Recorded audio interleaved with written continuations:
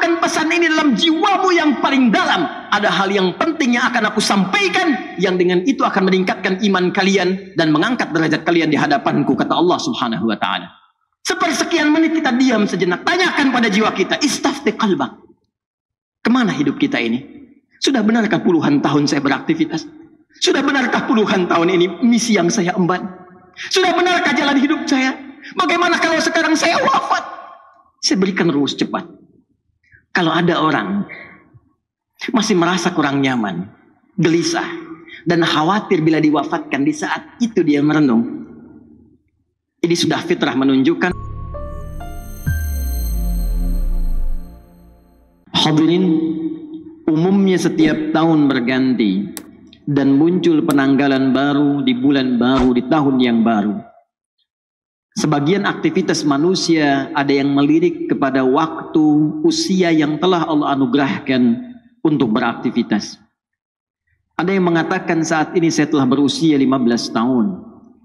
Ada yang mengatakan saat ini saya berusia 20 tahun, 30 tahun, 40 tahun. Bahkan ada yang melebihi dari usia Nabi Sallallahu Alaihi Wasallam saat diwafatkan Allah, kurang lebih 63 tahun. Apakah 70 tahun, 80 tahun, ataukah lebih daripada itu? Dan telah banyak di kisaran waktu yang Allah berikan, kesempatan yang Allah anugerahkan, kita isi dengan meragam aktivitas yang bahkan diiringi dengan perjuangan, keringat, darah, air mata, liku kehidupan yang telah dilalui, baik dalam kehidupan individual, di keluarga atau tingkat sosial yang lebih tinggi, dan segala aktivitas berdasarkan profesi yang telah bahkan tengah kita jalani. Dari sekian aktivitas yang telah kita lalui itu, ada satu ayat yang penting kita renungkan dalam Al-Quran. Dan ayat ini secara tajam disampaikan Allah tanpa banyak pembukaan, tanpa banyak iringan yang dalam bahasa manusia mungkin diawali dengan pengantar dan muqaddimah, tapi langsung ditujukan menghujam pada pertanyaan dasar yang dimintakan untuk diresapkan pada setiap jiwa-jiwa manusia, khususnya hamba-hamba Allah yang beriman, dari setiap pergantian waktu yang telah kita lalui, dengan pembuka dan informasi yang telah tadi kami sampaikan. Quran surah ke-59 Al-Hasyr di ayat yang ke-18. Allah Subhanahu wa taala berfirman, "Ya ayyuhalladzina amanu taqullaha wal tanzur nafsum ma qaddamat lighad wattaqullaha innallaha khabirum bima ta'malun."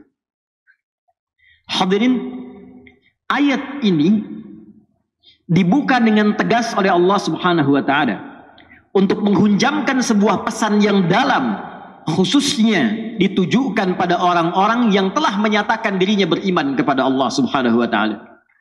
Dan berbahagianya kita semua, insya Allah, kita yang hadir di masjid ini, baik di area dalamnya, di luarannya, sekitarannya, insya Allah kita termasuk dalam golongan orang-orang beriman. Karena panggilan Jumat dibuka dengan panggilan iman. Quran surah ke-62 Al-Jumu'ah dengan namanya di ayat yang ke-9 itu.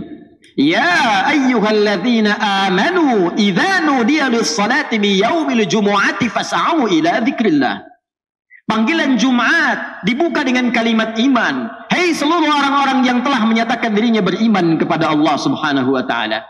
Jika telah tiba seruan untuk menunaikan salat Jumat di hari Jumat itu, maka bergegaslah Anda untuk berzikir. Ingat, persiapkan diri Anda untuk menunaikan Jumat dengan sempurna. Jadi berbahagialah ketika kita hadir datang di Jumat ini. Bersyukurlah kepada Allah karena iman kita masih diakui oleh Allah Subhanahu wa taala. Iman kita masih merespon panggilan Allah Subhanahu wa taala. Dari sekian hamba-hamba Allah, bahkan yang mengatakan dirinya beriman sampai Jumat ini, kita yang terpilih dan berada di masjid ini. Belum tentu orang yang mengatakan dirinya beriman kemudian bisa mudah untuk menunaikan ibadah Jumat ini. Tapi dari syukur yang kita dapatkan ini, hadirin sekalian, kembali kita dipanggil, disentuh dengan iman kita ini dalam ayat yang tegas Allah sampaikan di Quran surah ke-59 ayat 18 ini. Ya ayyuhalladzina amanu. Kalau kita tarik ke dalam suasana Jumat saat ini, hei jamaah-jamaah Jumat yang telah datang dengan panggilan iman itu. Hei kalian yang telah menyatakan dirinya beriman kepada Allah Subhanahu wa taala. Bahkan dibuka dengan huruf ya, disebutkan 360 kali dalam Al-Qur'an. Huruf ya, harfun nida, itu digunakan untuk memanggil seluruh jarak yang ada. Nidaul qarib, nidaul mutawassit, nidaul ba'id. Ada 14 huruf nida dalam bahasa Arab. Ada a, ada ya, ada aya, ada wa, dan sebagainya. Tapi di Al-Quran hanya satu yang disebutkan. Ya, karena huruf ya itu bisa mencakup seluruh fungsi panggilan dalam bahasa Arab. Dekat, menengah, jauh. Kalau disandingkan dengan kata iman, ya ayyuhalladzina amanu, seakan Allah ingin mengatakan, hei seluruh pemilik iman tanpa kecuali. Alladzina disebutkan 1080 kali dalam Al-Quran, mencakup seluruh kalangan tanpa kecuali. Besar, kecil, tua, muda, sepanjang dia merasakan dan mengakui dia punya iman. Kata Allah, hei para pemilik iman, yang mungkin di antara kalian kualitas imannya beda-beda. Ada yang kalian imannya kuat sehingga kedudukannya merasa dekat denganku. Jangankan dipanggil dalam salat fardu, bahkan sebelum datang fardu tergerak menunaikan salat sunnahnya. Bahkan sebelum datang subuh sudah bangun untuk tahajudnya. Bahkan tidak menunggu Ramadan, Senin Kamis dia kerjakan sunnahnya. Ayamul bid dia tunggu-tunggu walau belum tiba waktunya. Yang dekat dengan Allah. Ada yang biasa-biasa mutawasit menengah, salat nunggu fardu, puasa nunggu Ramadan, tapi iman masih melekat dalam dirinya walaupun keadaannya di tengah-tengah hubungannya dengan Allah Subhanahu wa taala. Ada yang ba'id, mungkin merasa jauh karena maksiat yang banyak dikerjakan, tapi masih menunaikan salat walau terlambat, masih ingin mengaji Al-Quran walau kadang-kadang. Demi Allah saya katakan, sifat rahman Allah menjadikan baik yang imannya kuat, menengah ataupun jauh disamakan oleh Allah Subhanahu wa taala dengan panggilan ini. Seakan Allah ingin mengatakan, saya tidak peduli sepanjang kalian masih ada iman dalam jiwamu dan datang memenuhi panggilanku, maka aku akan jadikan yang jauh aku dekatkan, yang menengah aku lekatkan, dan yang dekat aku semakin berikan kedudukan di sisiku.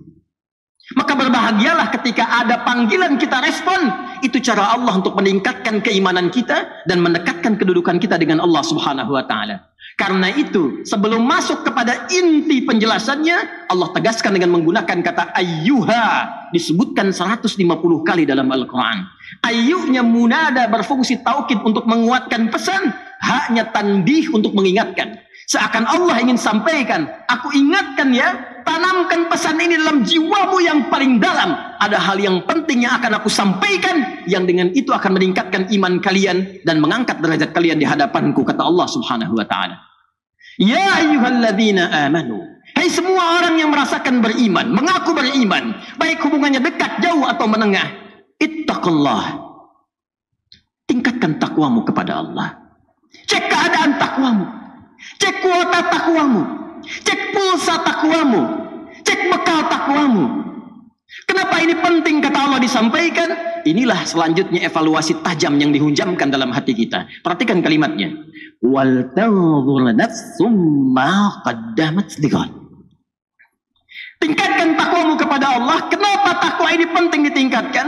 Kata Allah, coba cek diri kalian yang telah lama menjalani kehidupan. Mungkin ada yang belasan bahkan puluhan tahun, bahkan lebih daripada batas kuota yang barangkali standar kehidupan manusia. Ada yang di atas 100 tahun. Kata Allah, coba dicek. Selama mengalami perjalanan hidup itu, setiap perganti tahun, datang tahun baru, datang tahun yang baru lagi, datang tahun yang baru lagi. Kata Allah, pernahkah terbersit dalam benakmu, dalam jiwamu, persiapan untuk menyongsong datangnya ghad? Pagi ini sebelum Jumat, saya ingin menguatkan informasi seputar ayat ini. Satu ayat saja. Saya baca 4 kitab tafsir tadi pagi. Dari mulai Tafsirul Quranil Azim karya Ibnu Katsir rahimahullah, Mafatihul Ghaibnya Ar-Razi, Al-Kasyafnya Zamakhsyari, sampai Tafsirul Wasitnya Muhammad Sayyid Tantawi.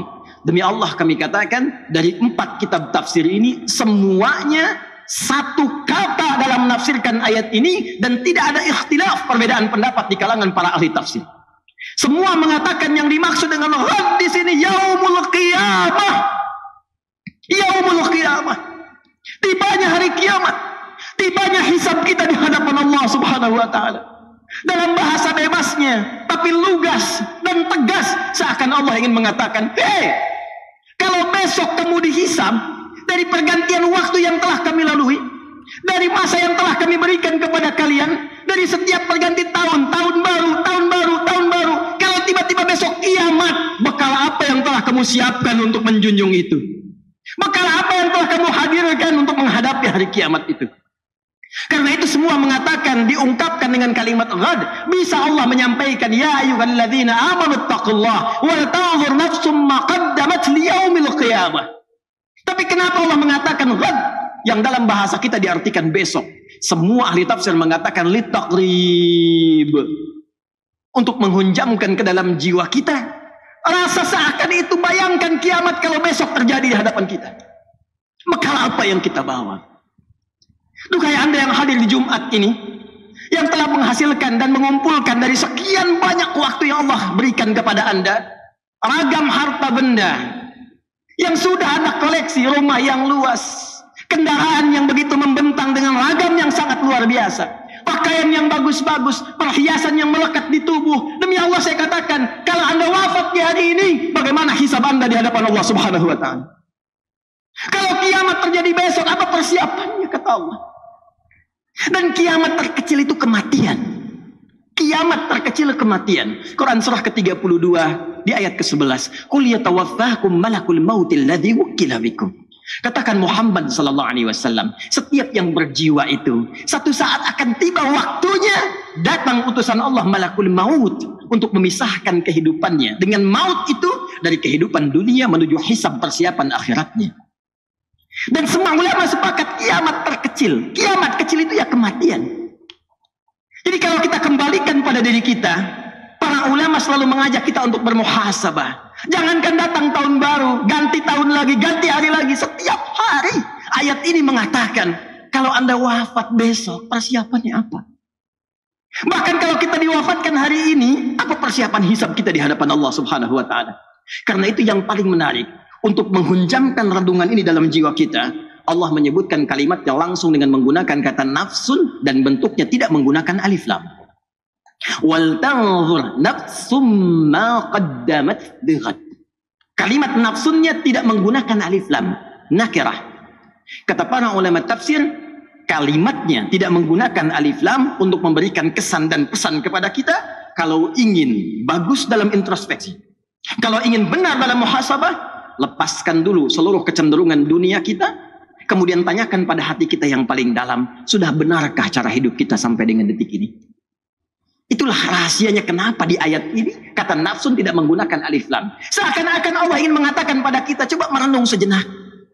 Bukan dengan kembang api itu, bukan dengan petasan itu, bukan dengan pesta itu, tapi dengan jiwa Anda, dengan hati Anda, dengan kalbu Anda, dengan jiwa yang Allah berikan kepada kita. Cobalah kemudian sejenak saja, sepersekian menit kita diam sejenak, tanyakan pada jiwa kita, istafti qalbak, kemana hidup kita ini?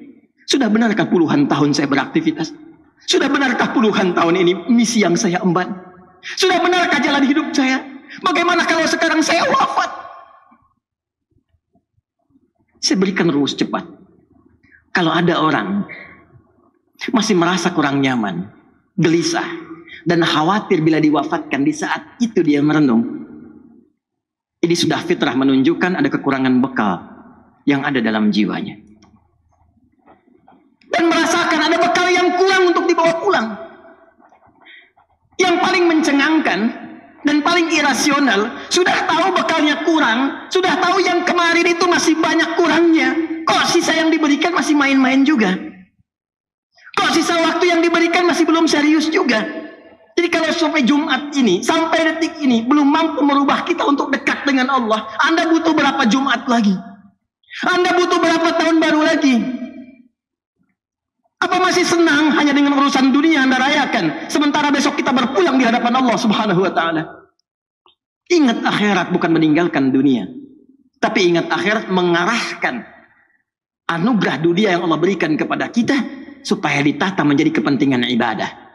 Karena itulah untuk menutup khutbah bagian pertama ini, Al-Imam Ibnu Katsir ketika membuka tafsir di ayat ini beliau meriwayatkan 2 riwayat langsung dari 2 pakar hadis. Pertama, Al-Imamu Ahmad dalam musnadnya diriwayatkan dari Ibnu Jarir dari bapaknya menyampaikan satu situasi di masa Nabi SAW. Perhatikan dahsyatnya bagaimana para sahabat merespon ajakan dan penegasan peringatan Nabi SAW. Satu kali dalam keadaan kunna fi ahdi Rasulullah SAW, kami pada saat di masa Nabi bersama Rasulullah SAW sedang duduk-duduk, tiba kemudian datanglah satu rombongan yang mengenakan penampilan yang sangat istimewa. Kalau sekarang kita ilustrasikan, datang ada yang bawa Ferrari, bawa Lamborghini, bajunya bagus-bagus, perlengkapan di tubuhnya mewah-mewah, datang, Masya Allah, Muslim datang ke majlis Nabi SAW. Tiba kemudian Nabi bangkit menyampaikan ayat-ayat Al-Quran, dibuka dengan kalimat taqwa, ya ayyuhalladzina amanu taqullaha haqqa tuqatih wa la tamutunna illa wa antum muslimun. Hai orang-orang yang menyatakan dirinya beriman kepada Allah, berimanlah dengan benar, dengan cara meningkatkan takwa kalian dengan sebenar-benarnya takwa, dan jaga keislaman kalian sampai kalian wafat, kata Nabi. Yang paling menarik, selanjutnya dibacakanlah ayat tadi, Quran surah ke-58, surah ke-59 Al-Hasyr, di ayat ke-18 tadi. Ya ayyuhalladzina amanu taqullaha wal tanzur nafsum ma qaddamat lighad wattaqullaha innallaha khabirum bima ta'malun. Hai orang-orang yang telah merasakan dirinya beriman, menyatakan dirinya beriman kepada Allah, yang ada di majlisku saat ini, kata Nabi. Hei, yang datang rombongan dengan kekayaan dunianya, dengan tampilan yang mewah-mewahnya, dan kalian yang hadir semua di sini, kata Nabi, tingkatkan takwa kalian kepada Allah. Bayangkan kalau besok terjadi kiamat atau kalian wafat pada hari ini. Tingkatkan takwa kalian sebagai bekal pulang, karena Allah Maha mengetahui apa yang telah kalian kerjakan di hari-hari yang lampau. Mungkin kalian banyak berbuat maksiat, mungkin mendapatkan harta dengan cara yang salah, mungkin banyak hal-hal buruk yang pernah dikerjakan. Apa yang terjadi? Disebutkan langsung dalam riwayat, mereka melepaskan semua kemewahannya untuk disedekahkan dalam ibadah. Mereka berpikir, ya Allah, ini apa manfaatnya Ferrari saya? Apa manfaatnya Lamborghini saya? Apa manfaatnya kemewahan saya? Rolex saya? Pakaian yang melekat di badan saya ini, kalau semua tidak ada harganya di hadapan Allah Subhanahu wa Ta'ala. Bukankah saat wafat yang membalut kita hanya kain kafan saja? Adakah kendaraan itu mengiringi sampai ke alam kuburnya? Adakah pakaian itu dikenakan sampai ke liang lahatnya? Kalla, tidak. Bukan berarti harus diberikan semuanya, tidak. Ayat ini, kisah ini ingin memberikan pesan kepada kita bagaimana para sahabat merespon seruan Nabi dengan mengarahkan semua terkait dengan aset dunianya untuk kepentingan ibadah. Anda yang punya kendaraan bukan berarti harus diwakafkan, bukan berarti harus dihibahkan. Pertanyaan khatib, sudah berapa kali kendaraan itu dipakai untuk ibadah? Itu dihisab. Motor Anda alih-alih dipakai kerja, pernah Anda dipakai ke masjid? Pernah dipakai ke majelis ta'lim? Berapa kali dipakai maksiat? Kendaraan yang Allah berikan kepada Anda, yang Anda pernah banyak berdoa menuntutnya. Diberikan sepeda, pengen motor. Diberikan motor, pengen mobil. Sepeda saja belum pernah Anda pakai ke masjid. Anda hanya bolak-balik pada subuh. Bontonkah itu? Sepeda yang lainkah? Hanya Anda pamerkan, olahraga saja, untuk mengejar dunia saja. Anda sehat, betul. Tapi apakah hisab Anda sehat di hadapan Allah di hari kiamat nanti? Pakai sekali-kali untuk sholat subuh. Pakai sekali-kali untuk ke masjid. Sehingga ketika Allah bertanya kepada Anda, apa yang Anda gunakan dengan sepeda yang aku titipkan dulu? Anda bisa berkata dengan bangga, ya Allah, hamba pernah gunakan itu dalam menunaikan sholat subuh kepadamu. Itu poinnya. Itu maksudnya. Tahukah Anda, Imam Muslim menambahkan dari hadis riwayat Syu'bah radhiyallahu ta'ala anhu, ketika itu terjadi, tiba kemudian seorang kakek buta dengan penampilan yang sangat sederhana. Dan hampir saja kebutaannya menjadikan beliau lemah dalam beraktivitas. Tiba mendengar dan melihat peristiwa itu, beliau kembali ke rumahnya, bahkan memberikan apa yang ada di rumahnya untuk memberikan contoh ibadah dalam rangka bersedekah kepada Allah Subhanahu wa Ta'ala. Dan itu bermanfaat bagi orang-orang Islam pada saat itu. Sehingga apa yang terjadi? Semua berbondong-bondong orang Ansar Madinah mencontoh perbuatan kakek ini. Dan keluarlah hadis yang legendaris itu. Man sanna fil islami sunnatan hasanatan falahu ajruha misla ajri fa'iliha min ghairi an yankusa min ajrihi syai'.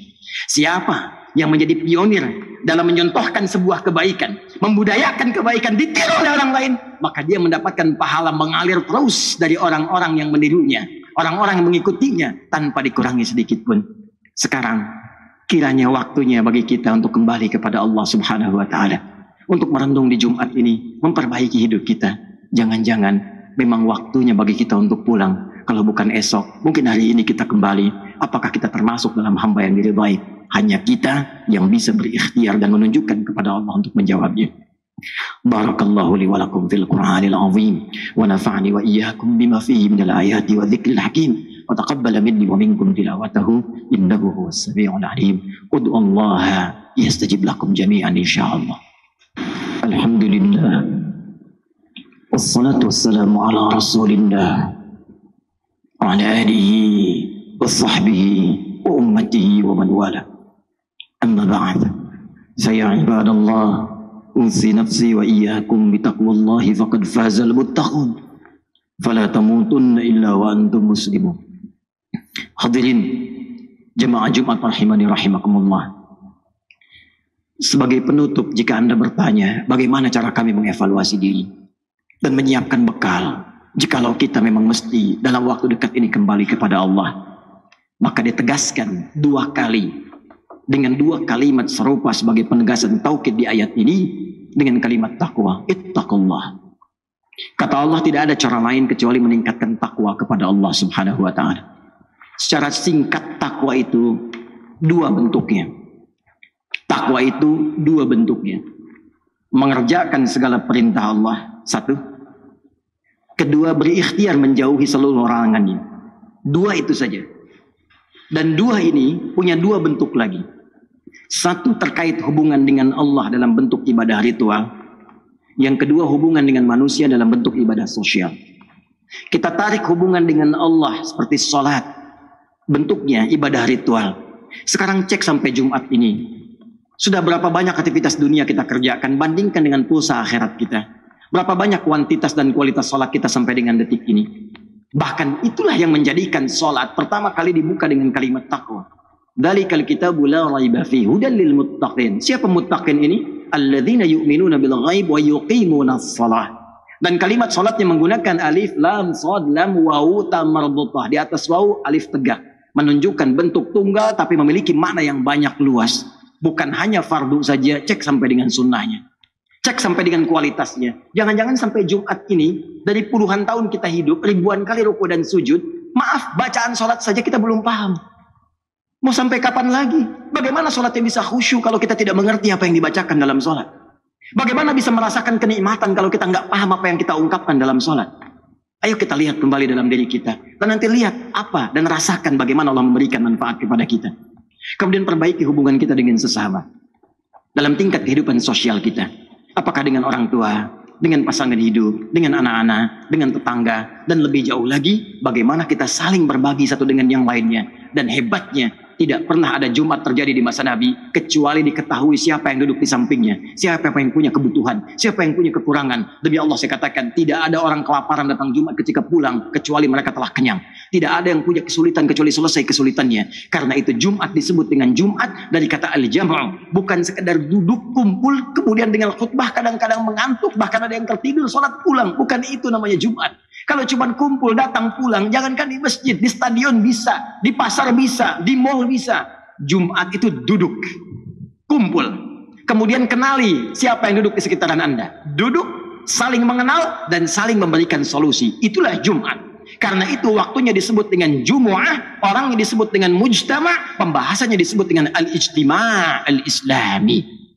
Karena itu hadirin sekalian, mari kita tingkatkan takwa kepada Allah subhanahu wa ta'ala. Kita merenung sejenak, berevaluasi diri, dan perbaiki sisa kehidupan kita. Semoga walaupun hari ini atau besok kita kembali kepada Allah, seluruhnya dinilai sebagai husnul khatimah. Mari kita mulai dengan berdoa. Mudah-mudahan doa kita dikabulkan Allah subhanahu wa ta'ala, dan menjadi fondasi awal kita untuk memperbaiki diri dan mendekat kepada Allah subhanahu wa ta'ala. Alhamdulillahi rabbil alamin. حمدا شاكرين حمدا ناعمين حمدا يوافي نعمه ويكافئ مزيده يا ربنا لك الحمد ولك الشكر كما ينبغي لجلال وجهك الكريم ولعظيم سلطانك اللهم نصلي ونسلم على حبيبك الكريم رسولك الأمين نبينا محمد وعلى آله وصحبه أجمعين اللهم إنا نسألك بأسمائك الحسنى وصفاتك العلى اللهم يا رب Allahumma ya ghafir ghaffarul ghafurur rahim la tada' lana fi maqamina hadha wa fi kulli maqamin dhanban illa ghafar. Duhai Allah, kami bermohon kepadamu dengan segelap namamu yang mulia, sifatmu ya Allah yang paling indah, yang paling istimewa, ya Allah yang maha pengampun. Jangan biarkan ada satupun hamba di masjid ini atau di tempat lain yang beriman ya Allah, yang dalam saat ini berlumur dosa, kecuali Engkau ampuni segala dosa-dosanya di hari Jumat ini. Wala hamman illa farajdah. Jika ada di antara kami ya Allah yang saat ini tengah diliputi kegelisahan, maka mohon tenangkan keadaan jiwanya.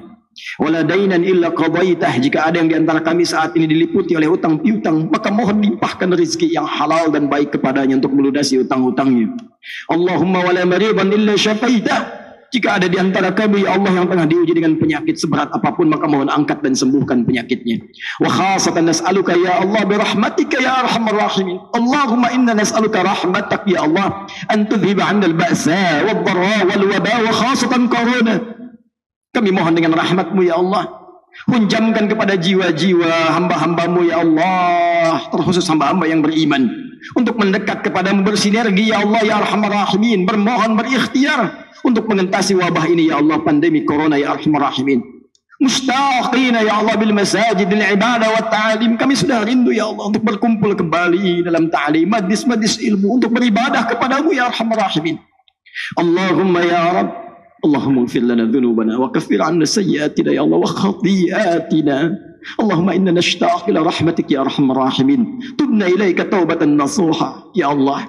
Kami mohon kepadamu ya Rabb, jika ada seorang pelaku maksiat satu pun di masjid ini khususnya ya Allah, mohon sentuh jiwanya ya Allah, kuatkan dirinya untuk berubah, bimbing ia untuk bertobat ya Allah.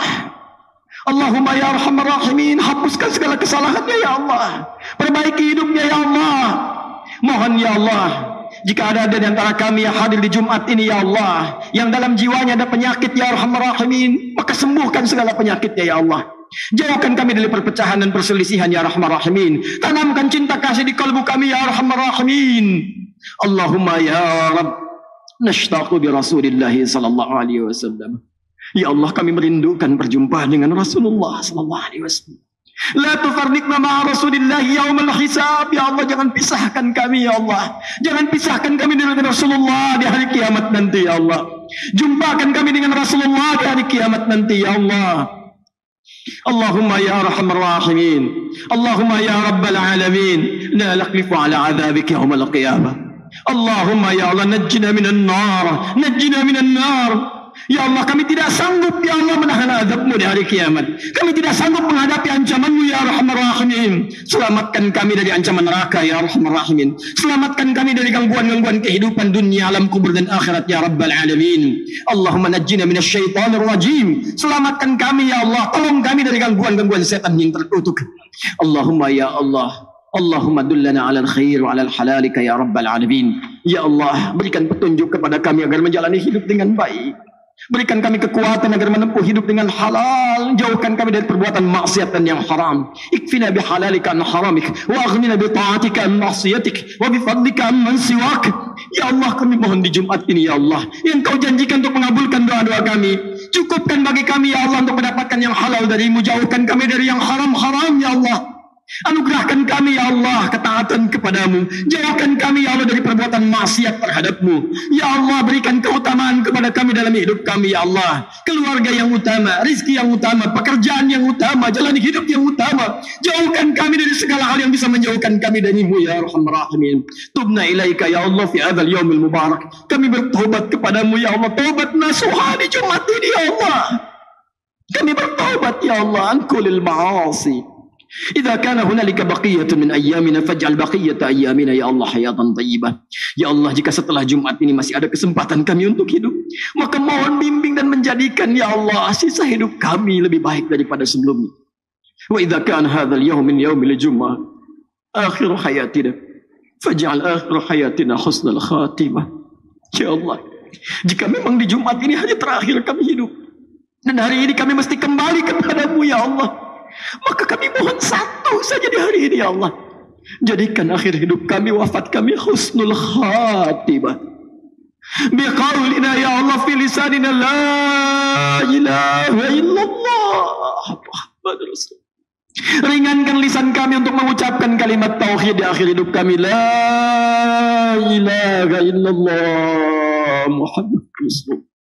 وأجب بكلمتك الطيبة وإن يا أيتها النفس المطمئنة ارجعي إلى ربك راضية مرضية فادخلي في عبادي وادخلي جنتي. Dan mohon jawab pada saat itu, ya Allah, dengan janjimu, dengan kalimatmu, ya ayyatuhan nafsul mutmainnah, jiwa-jiwa yang tenang, hamba-hambaku, hamba-hambaku yang sudah akan pulang, irji'i ila rabbiki radiyatan mardiyah, ayo pulanglah dengan tenang kepada Rabbmu. Aku sudah menantimu, pulang dengan penuh keridhaan, aku ridha kepadamu, engkau pun akan ridha dengan pemberianku. Fadkhuli fi ibadi wa dakhuli jannati. Masuk cepat dalam golongan hambaku yang saleh dan rasakan kenikmatan yang aku telah siapkan untukmu. Allahumma alhiqna bis salihin ma'al ladzina an'amta 'alaihim minan nabiyyin was-siddiqin wasyuhada'i was-salihin wa hasuna ulaika rafiqa. Rabbana atina fid dunya hasanah wa fil akhirati hasanatan wa qina adzaban nar. Bi fadlika subhana rabbika rabbil 'izzati 'amma yasifun wa salamun 'alal mursalin wa akhiru da'wana subhanaka Allahumma wa bihamdika أشهد أن لا إله إلا أنت نستغفرك ونتوب إليك والحمد لله رب العالمين. إن الله يأمر بالعدل والإحسان وإيتاء ذي القربى وينهى عن الفحشاء والمنكر والبغي يعظكم لعلكم تذكرون ولذكر الله أكبر الله يعلم ما تصنعون. عباد الله أقيموا الصلاة يرحمكم الله.